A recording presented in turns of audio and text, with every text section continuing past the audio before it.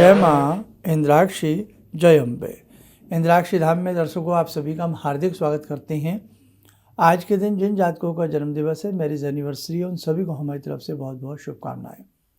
कई बार हमसे हमारे घर के कोई व्यक्ति रूठ जाते हैं, कोई मित्र रूठ जाता है, बड़ी अनबन सी उस व्यक्ति के साथ हमारी हो जाती है, तो हम क्या कुछ ऐसे उपाय भी कर सकते हैं जिससे रूठा व्यक्ति मान जाए, है ना।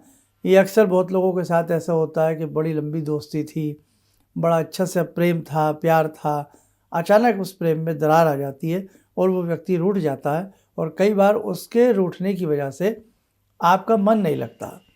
उस स्थिति में क्या किया जाए। और कई बार मित्र की बात दूर है, घर के ही व्यक्ति कई बार बहुत अच्छे से रूठ जाते हैं और वो मानने का नाम नहीं लेते। इन सब बातों का हल इस अंक में मिल जाएगा। आइए पहले आज का पंचांग देखें। 29 फरवरी सन 2024, दिन बृहस्पतिवार, संवत 2080, फाल्गुन मास, कृष्ण पक्ष, तिथि पंचमी, नक्षत्र चित्रा, राहु काल 1:30 से 3, दिशा सूल दक्षिण दिशा। आपके अनेकों प्रयास करने पर भी कोई रूठा व्यक्ति आपसे सीधे मुंह बात ना करे, कई बार आपका फ़ोन सुनना भी वो बंद कर दे, तो सबसे पहले तो ये भी अध्ययन कीजिए कि गलती किसकी है और आपको लगता है आपको वो संबंध जोड़ना है, उस खोए हुए प्रेम को या दोस्ती को या उस परिवार के आपसी सदस्य को हमें किसी भी तरह से मनाना है। तो बेटा, छोटे बड़े का दिमाग से ज्ञान निकाल दो, अपनी गलती एक्सेप्ट करो, चाहे ऐसी स्थिति में गलती ना भी हो। झुकना एक बहुत बड़ी विद्या है ना। फलदार पेड़, लदे हुए पेड़ सदैव झुक जाते हैं, है ना। तो आप ये कभी ना समझो। कई बार घर में ही किसी से ऐसी तनातनी हो जाती है कि हम झुकने का नाम नहीं लेते हैं। तो झुकना सीखो, झुकना आना चाहिए। झुकने में आप समझो कि आप किसी की रेस्पेक्ट कर रहे हो, बशर्ते वो आपसे छोटा ही क्यों ना हो, है ना। तो ये भी एक बहुत बड़ा उपाय है। दूसरी बात क्या करें, हस्त नक्षत्र में, किसमें, नोट कर लें, हस्त नक्षत्र में या स्वाति नक्षत्र में। जिस दिन हस्त नक्षत्र हो या स्वाति नक्षत्र हो, ऊपर अपना नाम लिखें, नीचे उस व्यक्ति का नाम लिखें और शहद में डुबो करके कहीं भी घर के एकांत स्थान में रख दें।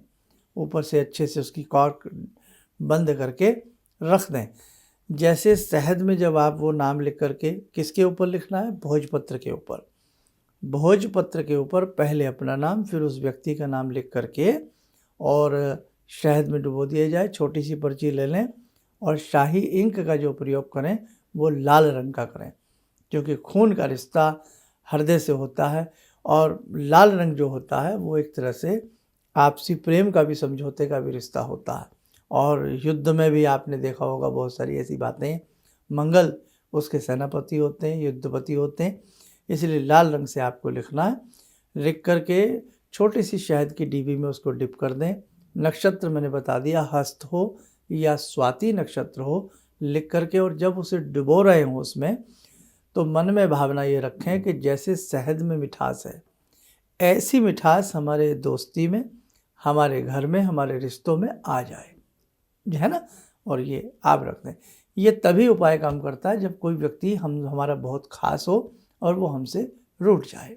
दूसरी बात, हमने एक मंत्र अनेकों बार बताया है, ओम ज्ञानी नाम अपि चेतांसी देवी भगवती ही सा बलादा कृष्य मोहाय महामाया पृच्छति। ओम ज्ञानी नाम अपि चेतांसी देवी, वह भगवती जो बड़े बड़े ज्ञानियों के, ध्यानियों को बलादा कृष्य, फोर्सफुली, जबरन खींच करके उसमें मोह पैदा कर देती हैं। तो आप इस मंत्र को कम से कम 5 मिनट प्रतिदिन उत्तर की दिशा में मुख करके उस व्यक्ति का ध्यान करके और जगदम्बा का पहले पूजन करके, उस व्यक्ति का ध्यान करके, या जो भी आपका परिवार का सदस्य आपसे रूठ गया है, ध्यान करके इस मंत्र को पढ़ते हुए ऐसी भावना करें कि वो व्यक्ति आपकी तरफ खिंच रहा है, आपसे अट्रैक्ट हो रहा है और जो आपके बीच में अनबन हुई है वो दूर हो जाएगी। रोज़ 5 मिनट पढ़ें। संभव हो तो लाल रंग का तिलक मस्तक पे लगावें और 8 मंगलवार भगवती दुर्गा को एक नारियल और कोई भी प्रसाद चढ़ा करके आवें मंदिर में जा करके। दिन में चलते फिरते, उठते बैठते इसी मंत्र को जपें, ओम ज्ञानी नामपि चेतांसी देवी भगवती ही सा बलाद कृष्य मोहाय महामाया पृच्छति। बहुत भगवती की कृपा से आपके कार्य में सिद्धि होगी। और ज़िंदगी कई बार आपका खास आपसे रूठ जाए तो कई बार ज़िंदगी बड़ी नीरस सी लगने लगती है, उबाऊ सी लगने लगती है। तो साधकों, आज जो मैंने आपको उपाय बताए हैं ये रूठे हुए व्यक्ति को मनाने के लिए उपाय होते हैं। इसको कोई भी करके लाभ उठा सकता है। आइए, समय हो चला आज की ध्यान साधना में जगदम्बा से जुड़ने का। जुड़ते हैं।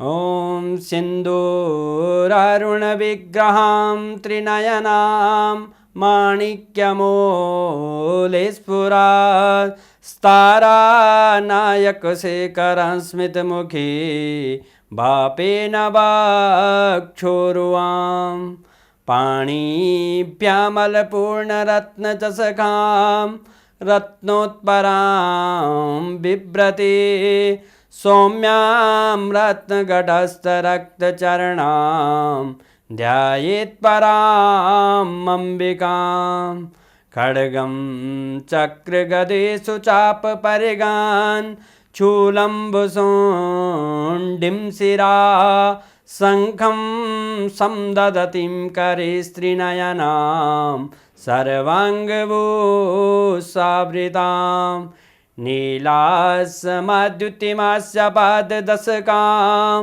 सेवे महाकालिकां यामास्तो स्वपितैहरो कमलजो हन्तुं मधुं कैटवं विद्युद्दामसमप्रभां मृगपते स्कन्दस्थितां भीषणां कन्या विहकरवालखेटविलसा धस्ताविरासेवितां हस्तैश्चक्रगदाशिखेटविशिखां चापं गुणं तर्जनीं विप्राणामलिलात्मिकां शशिधरां दुर्गां त्रिनेत्रां भजे। कवच बना लें, ध्यान करें। जगत जननी का शुभ आशीष हम सबके ऊपर बरस रहा है।